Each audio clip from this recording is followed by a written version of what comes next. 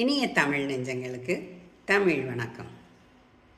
திருக்குறளில் அறத்துப்பால் முடிவடைந்து இன்று முதல் பொருட்பால் ஆரம்பம்.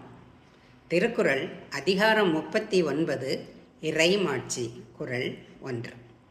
படை குடி கூழ் அமைச்சு நட்பரன் ஆறும் உடையான் அரசருள் ஏறு. வீரமிக்க படை, நாட்டுப்பற்றுமிக்க மக்கள், எடுக்க எடுக்க குறையாத செல்வம், நாட்டின் நலமறிந்து செயல்படும் அமைச்சர், துன்பத்தில் உதவும் அண்டை மாநில நட்பு, அழிக்க முடியாத காவல், ஆறும் உடையதே அரசுகளில் சிங்கம் போன்றது.